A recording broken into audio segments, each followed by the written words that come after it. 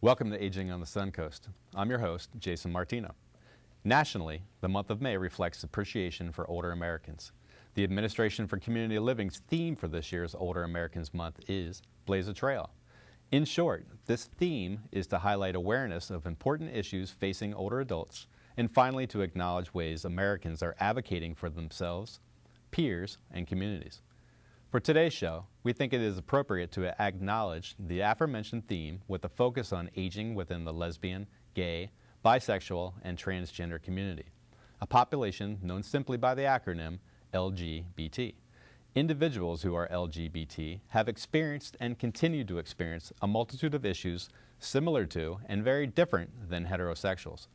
On today's show, we have invited Joseph F.X. Smith, a consultant with Advocacy for Rainbow Elders. Joe will help us explore what these issues are and understand ways we can promote better inclusivity on the individual and organizational level. Joe, welcome to Aging on the Suncoast. Thank you, Jason. It's a pleasure to be here. Yeah, it's not your first time either. Not my first time. Yeah, I think back in 2014 is when we talked about this topic last, and that's one big reason why we're bringing it up again, because it's been a while since we covered it. So. Great. Yeah. So as an area agency on aging and an aging disability resource center, we're constantly striving to serve a multitude of diverse populations out there.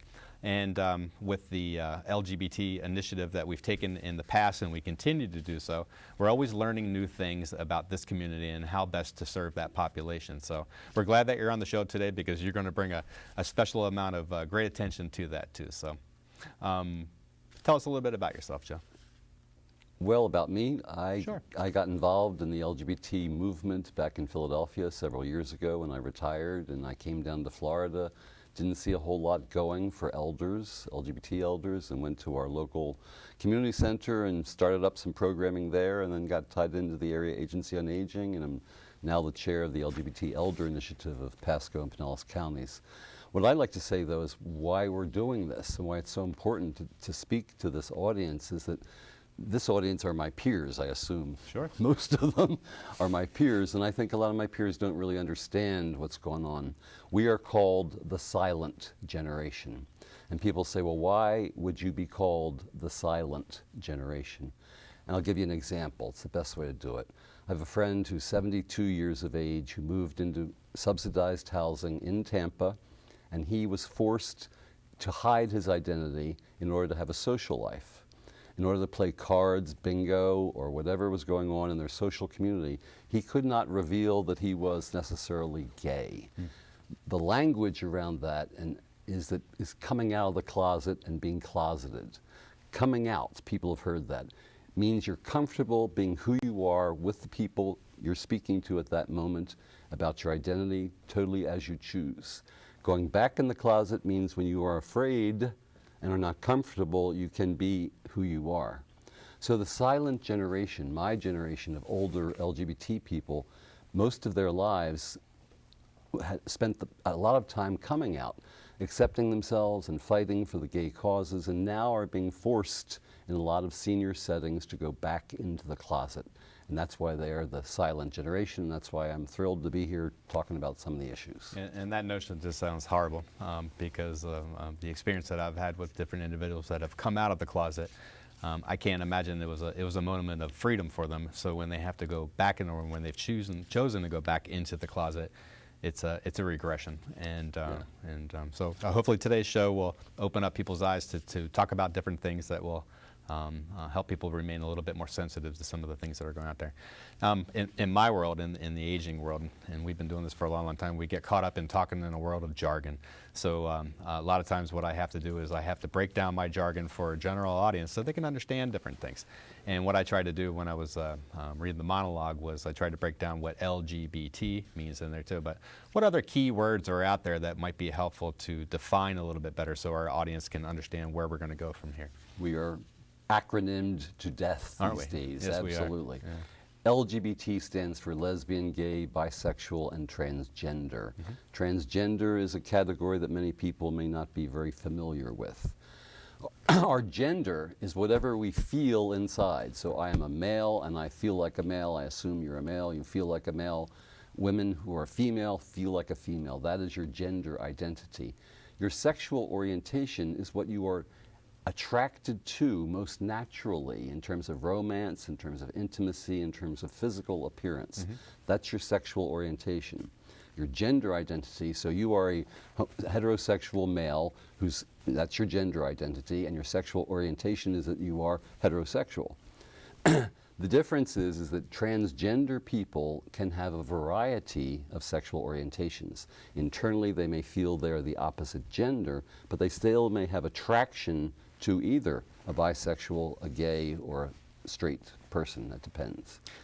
I think you've made a great distinction because in my experience with talking to people about different things, some folks have seen it as not mutually exclusive, and I think that there is a pretty big distinction between orientation and the identity piece of that. And gender, yes, for sure. Yeah. I think as background, we should just clarify some terms that people may not be aware of. Do, by all means.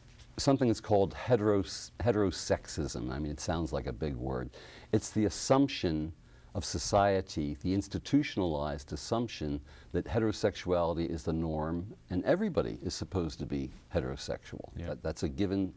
An example of that would be that an older couple, straight couple, can go out to dinner and hold hands across the table, but if a gay couple were to be holding hands across the table, people would be looking and they would feel uncomfortable even doing it. It's because we assume the norm that everyone is heterosexual, and therefore heterosexism blinds people to seeing that we are not all that type. Right. Another term is homophobia, which is very different than heterosexism. Heterosexism is the assumption made by a culture, and we have to break through and see that. Homophobia is a fear or a discomfort with anything related to lesbian, gay, bisexual, or transgender, and expresses itself in a variety of ways. Most notably, you're perceived as a sexual being rather than as a person. I mean, it's very interesting because, you know, if you come out to somebody who's homophobic, they'll say, oh, well, they're gay or they're this. Well, you know, they also happen to be a contributing member of society who may have been a CEO of an organization or whatever, but they're only perceived in that way. And it's based on fear on some level. Yeah, I think that's the root word of phobia is going to do that. And back to the heterosexism, in anthropology we would call that heterocentric, having a belief that all of the culture, and culture changes from one area to another, that is the centrism behind that. We've talked a little bit about terminology that helps set the stage a little bit about some of the key terms that the audience might hear during our show today. But what I also think might be a little bit helpful is to talk about some relevant statistics out there. I'm pretty dumb when it comes to statistics, and a lot of times when I hear them in there, I have to think about it a little bit too. So in your opinion, what's a good viable statistic that you think that would have a benefit to be talked about today? Okay, we'll try to come up with a couple. Research done as of 2014 said there are 3 million LGBT older adults. 3 million. It is projected by 2020, in 4 more years, that number will increase from 3 million to 7 million. The key here is 3 million that's self-identified as LGBT, and the reason they're expecting so many more people to surface as LGBT is that the younger you are and the baby boomer, the more open you are about your sexual orientation. So I think that's an important one, is that our numbers are increasing because people are feeling more comfortable coming out with aging. A couple of other quickies that might be of some interest are that 49% of lesbian and gays over the age of 50 live alone, compared to 33% of heterosexuals who live alone. So LGBT persons are more likely to be living alone. They are less likely to have family to take care of them. They are less likely, half as likely to have children, although some of them do have children. We can't stereotype. They come from a variety of backgrounds, and some people don't come out until they're much older in their lives and have a beautiful family, but many people don't. I think something else that's important to understand is that a statistic is that 40% of LGBT persons say that they have never told their doctor about their sexual orientation. And the doctor-patient-provider relationship is so critical to how you administer care. They're afraid. Why are they afraid to come out to their doctor? I think that's a part of why I'm using that statistic, is there's some fear back there. And we might cover that a little bit later when we're going to broach how organizations can take a look of how they can extrapolate that information a little bit better by showing more inclusivity or some sensitivity to some different things. Let's go back to the living alone one, because you and I had a conversation before for today, and one of the things that we highlighted was the importance of, as an area agency on aging, we always target different populations to promote better access to aging types of services in the home and community-based services. And when you and I were talking about living alone, and when you mentioned that statistic, I was very fearful of that, because one of the targeted populations that we tend to try to serve are folks that are living alone, no matter what their background or diversity. It's a hard population for us to reach. And we know that they're out there, and we know that the constructs to help them stay at home and age successfully are severely limited if they don't know who an area agency on aging is. So if the population is much larger in the LGBT community compared to at least the data for a heterosexual like that, then the area agency on aging has got a lot of work to do to make sure that we're able to reach that population. We know for a fact that if folks that are living alone don't have different types of services in there, that their chances of being institutionally prematurely are going to be a lot higher than if they had different constructs in there. So I enjoyed all our conversations with you prior to the show. I've met you a couple times. You spoke at our advisory council for the Area Agency on Aging and highlighted a lot of key concepts for them too. And one of the things that I was pretty enamored with was that you took a personal approach to explaining to our organization and the advisory council about LGBT throughout the 20th century. And I was hoping that you could take a little time and just speak to that today. Sure. I'd like to come back to one other statistic which ties into what you're saying. Yeah. LGBT elders are 5 times less likely to use or make themselves available to services for seniors and for elders. Why are they less likely to use those services compared to heterosexual elders? Because they're afraid. Because they're afraid, and they come out of a background of always looking for signs of acceptance, or afraid they're not going to be accepted, so they don't use them. Historically, and I love doing this, especially if your audience is my age. I was born in 1946. What year were you born in? 71. 1971. Well, we're going to go through the 20th century from 46 to 73. How's that? I appreciate that. In 1946, when I was born, homosexuality was considered a sex crime equivalent to rape or equivalent to child molestation.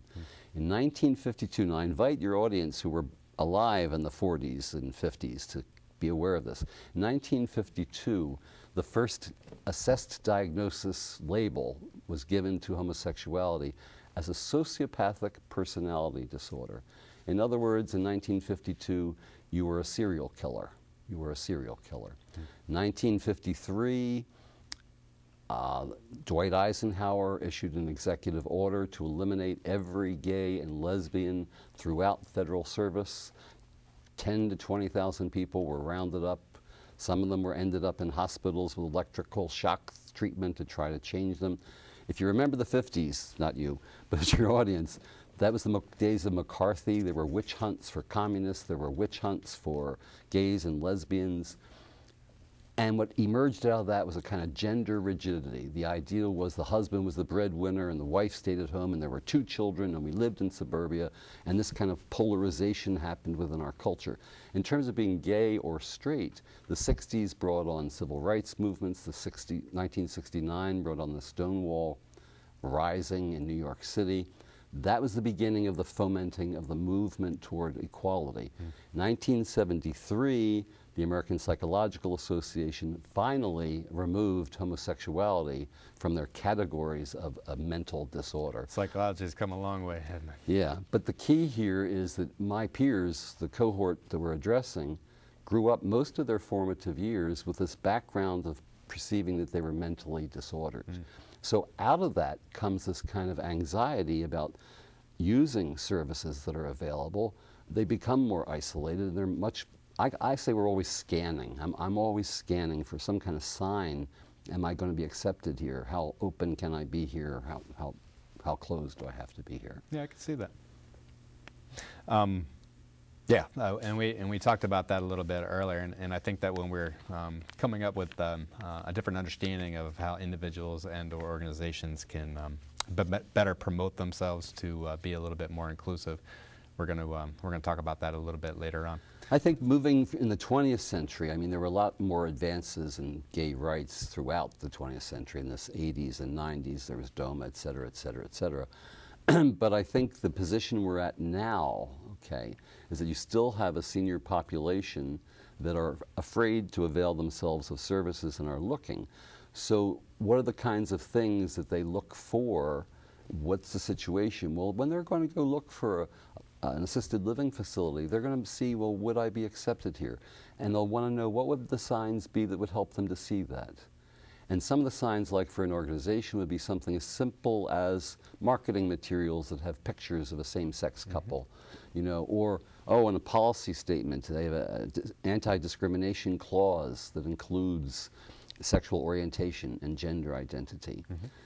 The population of gay and lesbian that we reach out to, they need to understand that there are resources that do welcome them and they are friendly to them.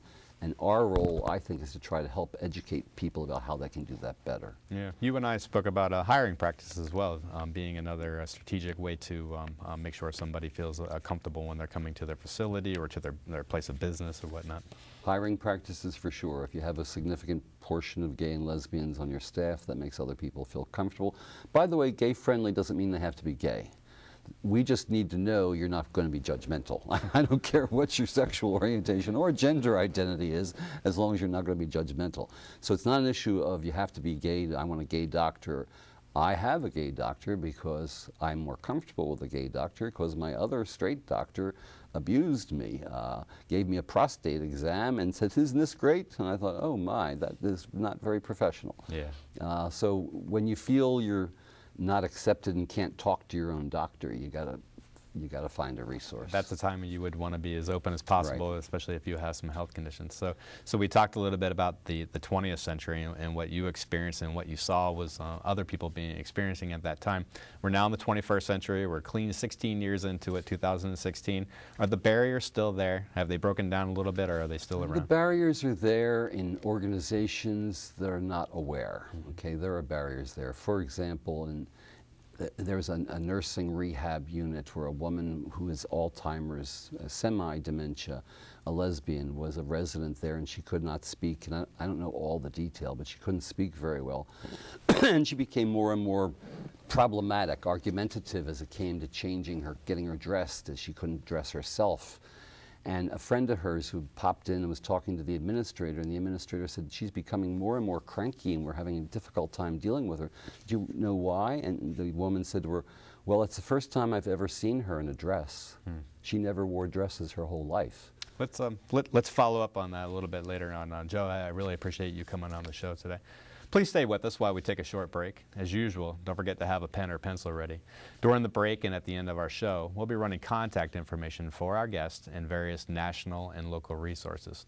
When we come back, we'll explore those resources.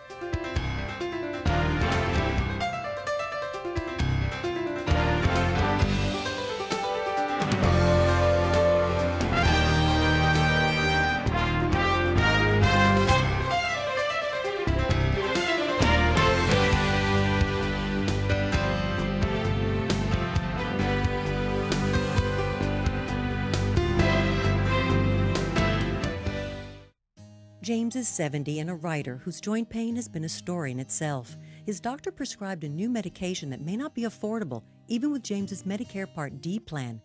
James called Shine. Shine volunteer counselors can guide you to money-saving prescription assistance programs, including a program that helps pay Medicare Part D plan costs for limited-income seniors. Shine costs nothing but could save you time and money. More information is available at 1-800-963-5337. Welcome back to Aging on the Suncoast. During the first half of the show, Joseph F.X. Smith helped us illustrate what being LGBT looks like, as well as the complexities of aging within this community. Let's continue this important discussion and take a look at some resources that may be helpful to individuals or organizations. Joe, welcome back to the show. Thank you. It's good to be back. Yeah. Before we went to break, you were telling a story, and I very rudely cut you off. But I want to hear the end of the story because I think it has a great amount of importance. The story essentially was that this woman who was in this facility was being dressed as she was unable to dress herself, she was being dressed by others, and they kept putting her into female dresses because she was a female looking like a female. But indeed, she was a lesbian, and they did not know that. She had no local family contacts. A friend came from the long distance and was talking to the administrator and said, "I've never seen her in a dress before." Really? It is a situation of where we are today, depending on the awareness level of the organization or the training of their employees or whatever. That is the kind of barriers that people experience and face, and why they're less likely to avail themselves of resources that are there. Yeah. When it comes to resources, I mean, nationally, if you have access to a computer, if you can get online, and as you know, many elders do not have that. Good point. But if you have access, there is a multitude of resources online. The National Resource Center on LGBT Aging is a primary resource. I believe that's going to be listed on the graphics with the contact information. That is an organization that's been around for many years.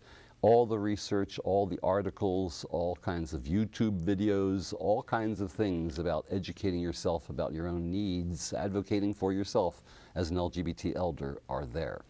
There are other national resources as well. I'd say just Google LGBT elder community centers, resources, and you'll find a bundle of them. But for example, LGBTSR, which comes out of Colorado, also is a reflection of a whole movement out there and has wonderful things. There are LGBT elder initiatives around the country. One in the Delaware Valley of Pennsylvania, the Philadelphia area, has a well-developed website in which they have blogs and webinars in which they will address health issues of lesbians in their 70s, for example, or they may address what do you look for when you're going to look into a long-term care facility if you're LGBT. What would you really need to do to make sure your friend, partner, or whatever was going to be taken care of appropriately?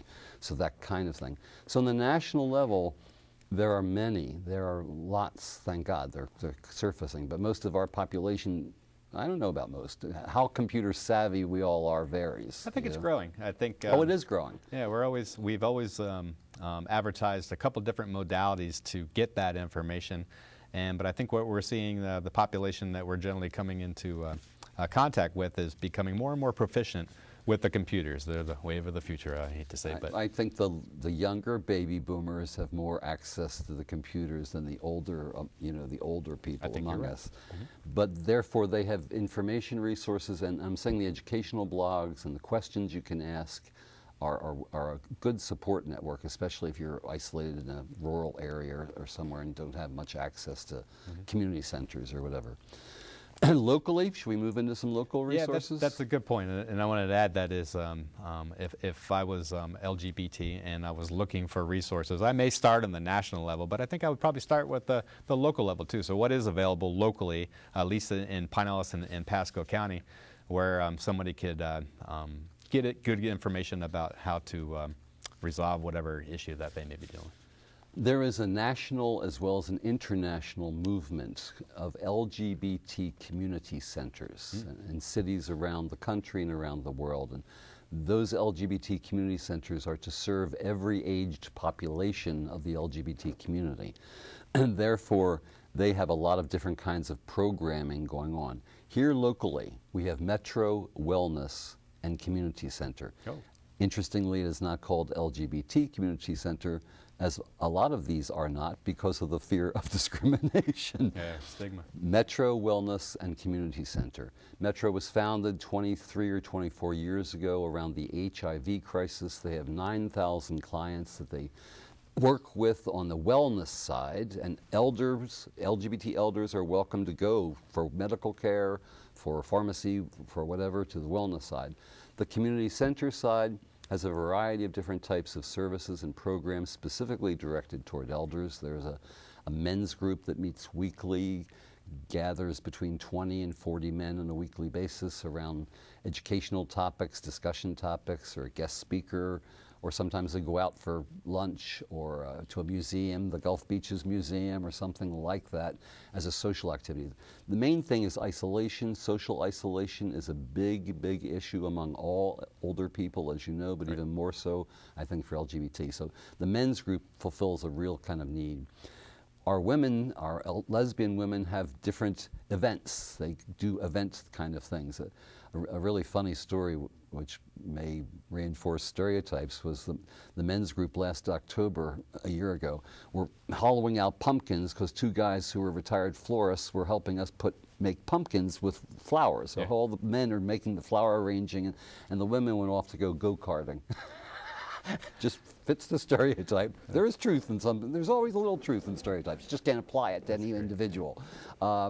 So also transgender persons, Metro Wellness and Community Center has the biggest outreach program for the transgender community. All kinds of support groups, all kinds of psychological, all kinds of fun things, how to deal with your name changes, how to address people. I mean, so there's a big movement there. In terms of now, Metro is present in 3 places. It is present here in St. Pete, it is in Pinellas County, it is present as well in Pasco County, although the presence in Pasco is a much smaller presence. And it's also present in Ybor City in the Tampa area. In Pasco County, which is a little different geographical arena than this area, the programming is much smaller and not specifically directed toward elders, but there are activities for families. They find that there's a lot more LGBT families with children up in that area than we're aware of. They're probably here, they just don't surface. But as LGBT, they surface up there. So that's the primary local one. There are other, ASAP, AIDS Services Association of Pinellas County, which is now a member of Empath Healthcare. They have programs as well for LGBT seniors, especially if they're HIV related. The Sunshine Senior Center in downtown St. Pete has a support group for LGBT elders. One of my favorite places to go. Guided by a professional psychologist so that they can deal with their own personal kinds of issues around their identity. So there's some local things happening, and we're hoping to make more happen. Going back to Metro, and I'm very familiar with Metro. The area agency lists them on our database as a great resource for folks on there. And you and I were talking about, you had corrected me because I used an old term that was sensitivity training, and we now call it cultural competency. Does Metro offer cultural competency? That might be a good thing for organizations that are wanting to reinvent themselves to understand. Yes, yes. Cultural competency is basically a training program in which you make your employees aware of the issues and how to deal with them. Yes, Metro is a SAGE affiliate. SAGE is Services and Advocacy for Gay Elders out of New York, founded in 1978. It is the leader in cultural competency training in a national kind of way, and they seek to get local community organizations like Metro to become SAGE affiliates and then do cultural competency training. Yes, cultural competency training is a great way. ACA hospitals just did training for all employees here locally, so that's a good thing that's happening. That's a great tool they can put in their toolbox, and we appreciate it. Joe, I appreciate you coming on the show. I appreciate the education that you brought today and also the advocacy that you bring continuously. We're just so happy that you came on the show. We hope you enjoyed this month's broadcast. We also hope this episode was educational and sparked your interest to pursue any resources we spoke to. At the end of the show, we'll highlight those resources again, so get your pencil ready. We'll see you next month, and until then, please maximize all the opportunities life avails you.